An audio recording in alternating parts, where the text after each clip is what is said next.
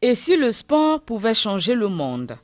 Près de 1500 personnes venues de plus de 50 pays vont essayer de répondre à cette interrogation.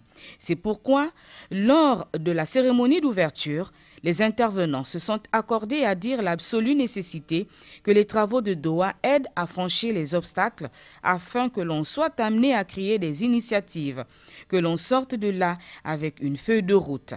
Mais pour l'émir du Qatar, Doha Goals ne doit surtout pas être de l'encre sur du papier qui peut facilement s'effacer. Au contraire, les décideurs doivent, dans leur réflexion, élaborer des propositions concrètes. Le sport déjà, outil de construction, de renforcement de l'unité, aide à dépasser les différences, à promouvoir les valeurs de paix, a dit Richard Attias, ce qu'Ali Bongo Ondimba ne démentira pas. Après l'organisation réussie d'une Coupe d'Afrique des Nations conjointement avec la Guinée équatoriale, le chef de l'État a assurément des pistes de réflexion à dégager sur cette problématique du sport comme multiplicateur de facteurs économiques.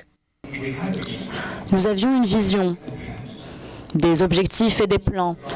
Ce n'était pas seulement à propos de l'organisation d'un événement sportif, mais aussi les besoins et aspirations des gens.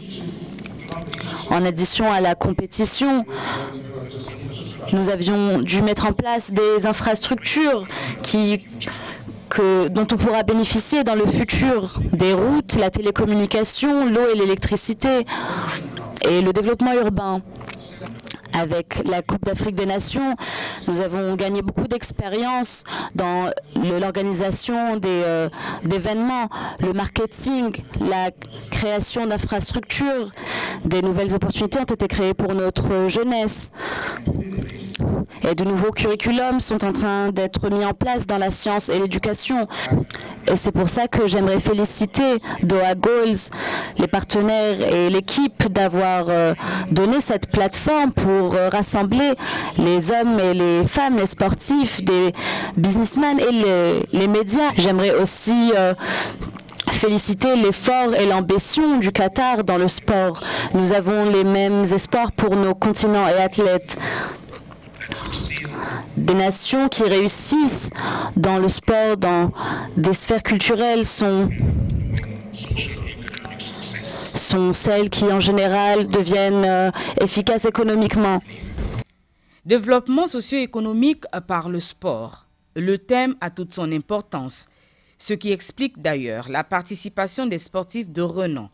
Carl Lewis, Marie-Josée Pérec, Daniel Cousin, Oscar Pistorius, etc. Les autorités sportives internationales ont également fait le déplacement de Doha. Comme on le voit, le sport est un facteur de fédération. Lorsque les armes, par exemple, ont cessé de crépiter, seul le sport réussit à réunir même les parties belligérantes.